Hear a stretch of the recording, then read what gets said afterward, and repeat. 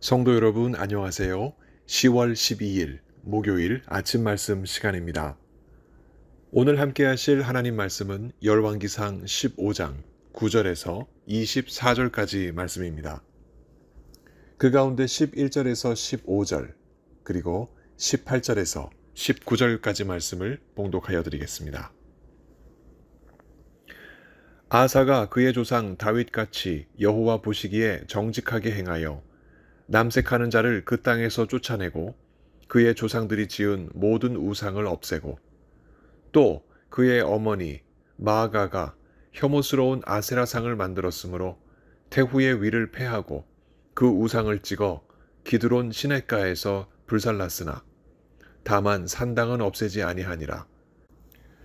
그러나 아사의 마음이 일평생 여호와 앞에 온전하였으며 그가 그의 아버지가 성별한 것과 자기가 성별한 것을 여호와의 성전에 받들어 드렸으니 곧 은과 금과 그릇들이더라. 아사가 여호와의 성전 곳간과 왕궁 곳간에 남은 은금을 모두 가져다가 그 신하의 손에 넘겨 다메섹에 거주하고 있는 아람의 왕 헤시온의 손자 다브림몬의 아들 벤 하닷에게 보내며 이르되 나와 당신 사이에 약조가 있고 내 아버지와 당신의 아버지 사이에도 있었느니라. 내가 당신에게 은금 예물을 보냈으니 와서 이스라엘의 왕 바아사와 세운 약조를 깨뜨려서 그가 나를 떠나게 하라 하매. 아멘. 한 리더가 오랜 시간 동안 정직하게 그리고 온전하게 조직을 이끌어 간다면 그 조직원들은 분명코 그를 자랑스럽게 생각할 것이고 또 그 조직은 평온하게 오래오래 지속될 것입니다. 41년 동안 우리 교회를 이끌어 오신 리더는 누구이신가? 우리 주 예수 그리스도이십니다. 교회의 머리로 한결같이 우리 교회를 바르고 온전하게 오늘까지 이끌어 주셨으니 예수님이야말로 우리의 자랑이시고 우리는 또 그 교회로 인하여 평안을 누립니다. 41년 동안 남유다를 이끌어 왔던 왕 아사가 오늘 본문에 등장합니다. 아사는 41년 동안 과연 남유다를 어떻게 다스렸을까요? 성경은 아사가 그의 조상 다윗같이 여호와 보시기에 정직하게 행하였고 또 그의 마음이 일평생 여호와 앞에 온전하였다라고 11절과 14절에 기록하고 있습니다. 41년이라는 긴 시간 동안 과연 어떻게 유다를 다스렸기에 성경은 그를 정직하고 온전하였다라고 기록하고 있을까요? 그의 정직하고 온전했던 행적들 중 세 가지가 오늘 본문에 등장합니다. 그 가운데 첫 번째는 남색하는 자를 그 땅에서 쫓아낸 일이었습니다. 예나 지금이나 남색은 사회에 있어 왔는데 하나님의 율법이 다스리던 유다에서 남색은 하나님의 뜻을 어기는 명백한 불법이었습니다. 누구든지 여인과 교합하듯 남자와 교합하면 둘 다 가증한 일을 행함인즉 반드시 죽일지니 그 피가 자기에게로 돌아가리라. 레위기 20장 13절의 이 기록에서와 같이 남색은 사형을 부르는 죄악입니다. 아사는 이 하나님의 말씀을 정직하고 온전하게 따랐던 것입니다. 계속되는 그의 정직하고 온전했던 행적 두 번째는 그의 조상들이 지은 우상을 척결한 일이었습니다.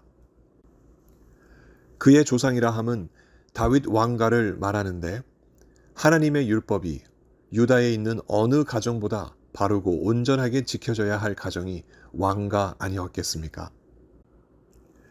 다윗의 후대가 솔로몬, 르호보암, 아비암, 그리고 오늘 우리가 살피는 아사에게 이르기까지 하나님의 율법이 그 왕가에 과연 잘 지켜졌을까요? 다윗 이후 불과 4대를 지나면서 이미 우상이 왕가에 깊숙이 침투해 있었다는 사실에 우리는 적잖은 충격을 받습니다. 솔로몬 때에 수많은 부인들이 궁궐에 드렸던 우상은 우리가 익히 잘 아는 바입니다. 그 일이 우리를 어리둥절하게도 하지만 그러나 그 충격을 누구보다 강렬하게 받은 이가 있었는데 바로 그의 자손 아사였습니다. 그는 그의 조상 다윗과 같이 여호와 하나님 앞에 정직한 마음을 품고 집안에 기생하는 우상을 암덩어리를 잘라내듯 칼을 들어 잘라냈습니다. 그 한 예가 그의 할머니였던 마아가를 태후의 위에서 패하고 그녀가 섬겼던 아세라상을 찍어서 기드론 시냇가에서 불살랐던 사건입니다. 우리는 이 장면을 어쩌면 덤덤하게 읽고 지나갈 수 있으나 그러나 한 번만 더 곰곰이 생각해 보면 그 일이 아사에게 결코 쉬운 결단이 아니었다는 것을 우리는 알 수 있습니다. 여러분들 중 혹시 예수 그리스도를 믿은 후 집안이 몇 대째 지켜왔던 집안 제사를 큰 결단으로 폐지해 본 적이 있으십니까? 혹은 제사에 참여하지 않거나 제사상에 절하지 않아서 가족들 사이에서 큰 지탄을 받아보신 적이 있으십니까? 신앙 때문에 집안에 분란을 일으키는 일은 쉽게 할 수 있는 일이 아닙니다. 그러나 아사는 자신의 할머니를 태후에서 폐위시킬 만큼 담대한 결단을 했습니다. 또 할머니가 애지중지했던 우상을 찍어서 시냇가에서 불살라버리는 담대한 행동도 서슴지 않았습니다. 그의 조상 아비암도 르호보암도 솔로몬도 감히 마음먹지도 실행하지도 않았던 바로 그 일, 하나님 보시기에 정직한 그 일을 맘먹고 행했으니 아사가 얼마나 하나님 앞에 정직하고 온전히 살려 했는지 그 신실했던 한 단상을 우리는 여기서 보게 됩니다. 아사의 정직하고 온전했던 행적 세 번째가 있습니다. 바로 하나님 앞에 들여서 거룩하게 구별해 두었던 금과 은 그리고 그릇들을 여호와의 성전에 받들어 드렸던 일이었습니다. 그 중에는 그의 아버지 아비암이 미처 성전에 들이지 않았던 것까지 포함되어 있었습니다. 하나님의 것을 철저하게 하나님께 드리는 아사의 이와 같은 모습은 여느 조상들과는 달리 하나님 앞에서 정직하고 온전했던 자세였습니다. 이렇게 하나님 앞에서 정직하고 온전하게 서서 유다를 다스리는 아사 왕을 유다 백성들이 얼마나 자랑스럽게 생각했겠습니까? 또 그런 왕의 통치를 받으며 얼마나 평온한 생활을 이어갔겠습니까? 우리의 국가 지도자들도 아사와 같은 신앙과 정신으로 백성들을 섬기면 얼마나 좋을까 생각해 봅니다. 천국은 아니지만 하나님의 손길이 느껴지는 정책과 통치가 우리의 삶 속에 배어 있을 때 우리 역시 하나님 앞에 정직하고 온전하게 살도록 도전받지 않겠습니까? 그러나 아쉽게도 아사는 완벽한 왕은 아니었습니다. 비록 여호와 보시기에 정직하게 행하고 일평생 여호와 앞에 온전하였으나 그도 역시 허물이 있는 사람이었습니다. 성경은 그의 허물을 두 가지로 보여줍니다. 하나는 그가 산당을 없애지 않았던 사실입니다. 당시 산당은 상식적으로 높은 곳에 단을 쌓고 신에게 제사하는 곳으로 널리 알려져 있었습니다. 산에도 넓은 공공장소에도 그리고 가정에도 마치 신주단지처럼 세워졌던 곳이 산당이었습니다. 그래서 이 산당은 꼭 여호와 하나님만을 위하여 세워진 것만은 아니었습니다. 산당에 모셔진 신은 사람에 따라서 가나안 땅에 이미 존재했던 다양한 신들일 수도 있었고 여호와 하나님일 수도 있었습니다. 그런데 돌을 쌓거나 신상을 세워두고 경배하는 방식이 일반적이었기 때문에 산당은 여호와 하나님을 섬기는 방식으로는 상당히 부적절하고 율법을 통하여 통제받기도 어려운 방식이었습니다. 때는 이미 솔로몬 성전이 지어진 시절이었습니다. 그럼에도 전국에 산재되어 있었던 산당이 솔로몬의 성전에 의해 통제되지 않았던 사실은 무엇을 말하는 것일까요? 하나님을 섬기는 백성들의 신앙에 우상이 손쉽게 뒤섞일 위험성이 컸다는 것입니다. 왕가의 우상을 적극적으로 부수어버린 아사의 칼날이었습니다. 그러나 그 칼날이 백성들의 가정에게까지 이르지 못한 것이 참 아쉬울 따름입니다. 이 산당 문제는 후대 요시야 왕 때에 가서야 해결됩니다.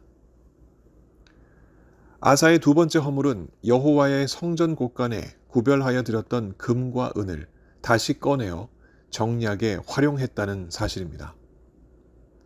북이스라엘의 왕 바아사가 예루살렘 북쪽 6마일 지점에 있던 라마를 정복하고 그곳에 요새를 지었습니다.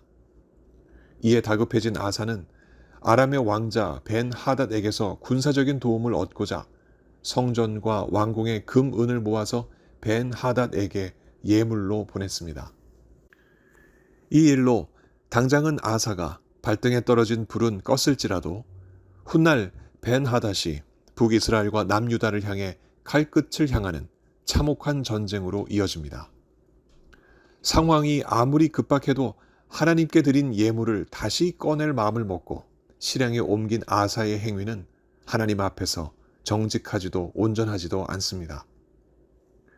이 점에서 우리는 하나님을 향한 우리의 믿음도 난처한 상황에 처했을 때 그동안에 보여왔던 모습과는 사뭇 다른 모습을 하나님 앞에 보이고 있지는 않은지 살펴보게 됩니다. 우리의 믿음이 상황보다 무겁고 단단한가 돌아볼 수 있기를 바랍니다.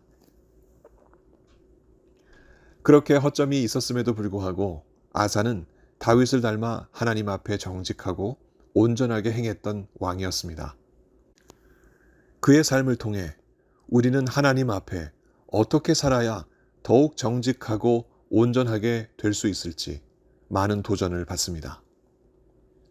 그러나 여기서 멈추지 않고 우리는 아사를 통해 우리가 본보기로 삼아야 할 최상의 왕 예수 그리스도를 바라봅니다. 믿음의 주요 또 온전하게 하시는 이인 예수를 바라보자.